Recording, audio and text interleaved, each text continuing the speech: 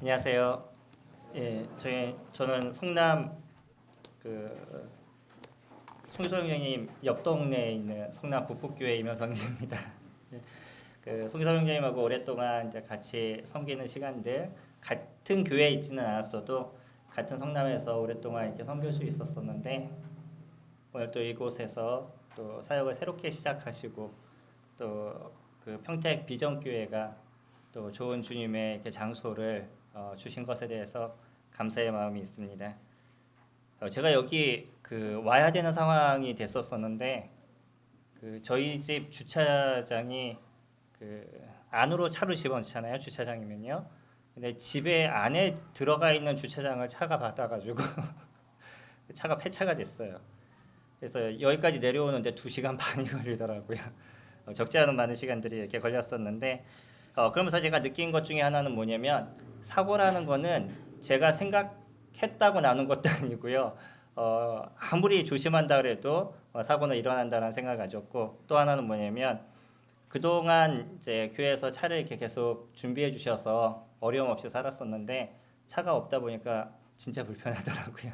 그래서 제가 갖고 있었던 누렸던 모든 것이 은혜였다라는 것을 다시 한번 느끼게 됐습니다. 오늘 이렇게 비전교회도 주님께서 크신 은혜를 베푸셨다라고 생각이 됩니다. 여러 성도님들이 같이 수고하시고 노력하신 아름다운 대가에 대한 모습인 거고 또 이것을 통해서 주님께서 더 큰 은혜를 베풀어 주시리라 생각이 됩니다. 어떤 교제를 이렇게 드릴까 이렇게 생각하다가 데살로니가 말씀 1장 잠깐 살펴보기를 원합니다.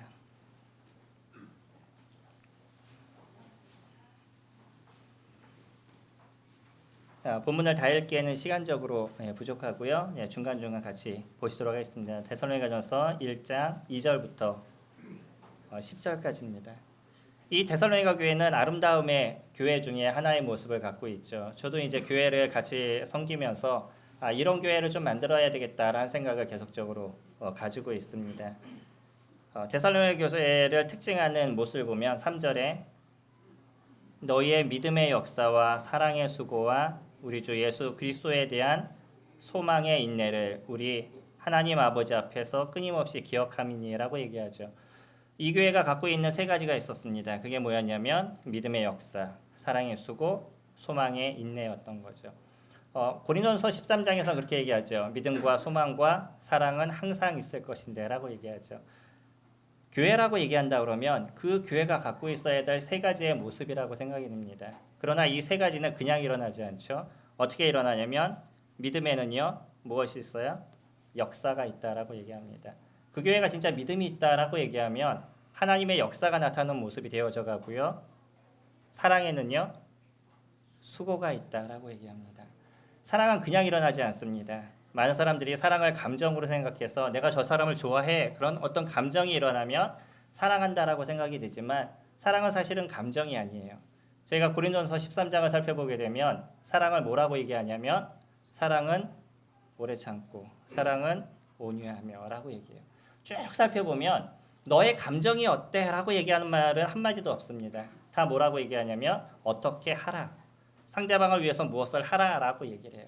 그러니까 사랑한다라고 우리가 얘기했었을 땐 사랑에는 분명히 다른 사람을 위한 어떤 수고, 노력 이런 것이 들어간다는 거죠.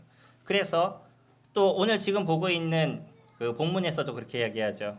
사랑에는 무엇이 있다고요? 수고가 있다라고 얘기합니다.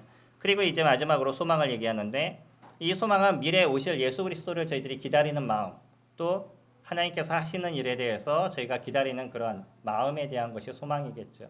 근데 이 소망이 우리에게 있기 위해서는 필요한 게 뭐냐면 인내가 있어야 된다라고 얘기합니다. 기다림에 대한 인내인 거죠. 주님께서 하실 것에 대한 인내인 거죠. 만약에 비전교회도요.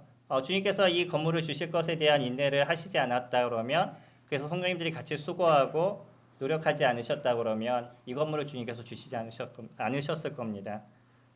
아까 들어보니까 도셨다 그러시더라고요. 기도하시면서 도시는 건 좋은데 무너질까봐 제가 걱정이 됐었는데 여리고성이 무너져야 되잖아요. 그래서 무너지 못 가지시는데 또 주님께서 은혜를 베푸셔서 이렇게 구입할 수 있는 기회를 주셨습니다. 그것이 인내인 거죠. 하나님께서 어떤 것을 하실 것에 대한 소망을 저희들이 품고요. 그 주님께서 이루실 그때까지를 저희들이 기대하는 것. 이 세 가지에 대한 부분이 데살로니가 교회 가운데 있었습니다. 이들이 갖고 있었던 이런 아름다움이 얼마나 컸으면요. 저희 8절에 보시면 주의 말씀이 너희에게로부터 마게도니아와 아가야에만 들릴 뿐 아니라 하나님을 향하는 너희 믿음의 소문이 각처에 퍼졌으므로 우리는 아무 말도 할 것이 없노라. 그들이 우리에 대하여 스스로 말하기를 우리가 어떻게 너희 가운데에 들어갔는지와 너희가 어떻게 우상을 버리고 하나님께로 돌아와서 살아계시고 참되신 하나님을 섬기는지와 또 죽은 자들 가운데서 다시 살아나신 그의 아들이 하늘로부터 강림하실 것을 너희가 어떻게 기다리는지를 말하니 이는 장래의 노하심에서 우리를 건지시는 예수시니라. 그에 대한 소문이요 각처로 다 퍼졌습니다. 아가야뿐만 아니라 마게도니아 온 지역까지 다 퍼졌다라고 얘기합니다. 이 교회가 형성된 지는 한 6개월 정도밖에 안 돼요. 길게 저희가 얘기한다 그래도 한 1년 6개월 정도 그 정도밖에 되지 않습니다. 또 이들에게 복음을 전했던 바울은요. 사도행전에서 보면 사도행전 17장에서 보면 새 안식일 동안에 복음을 전했다라고 얘기해요. 새 안식일에 복음을 전했는데 이 교회가 이렇게 믿음과 소망과 사랑이 아름답게 이루어졌다는 것은 놀라운 것이죠. 그러면 그들이 왜 이와 같은 놀라운 것들이 이루어졌는지도 저희가 살펴볼 필요가 있죠. 5절에 보시면 이는 우리 복음이 너희에게 말로만 이른 것이 아니라 또한 능력과 성령과 큰 확신으로 된 것임이라. 우리가 너희 가운데서 너희를 위하여 어떤 사람이 된 것은 너희가 아는 바와 같으니라. 첫 번째, 그들에게서 복음을 전해준 사람이 어떤 사람이냐와 관련되어 있는 것이죠. 바울이 그들에게 복음을 전했습니다. 그는요 그냥 전한 것이 아니라, 그러니까 지식으로 전한 것이 아니라 성령의 인도하심을 통해서 복음을 전했다라고 얘기합니다.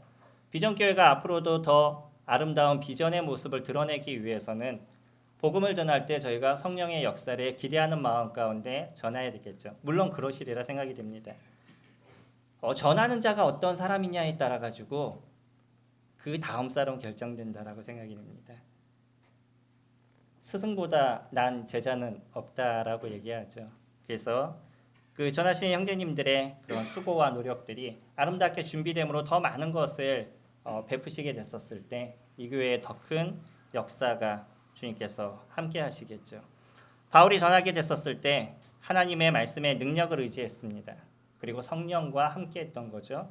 그뿐만 아니라 하나님께서 그 가운데서 이 복음의 아름다움을 이루실 큰 확신을 갖고 복음을 전했던 거죠. 그러면 그들의 그 복음을 듣는 자들의 마음은 어땠냐면 6절에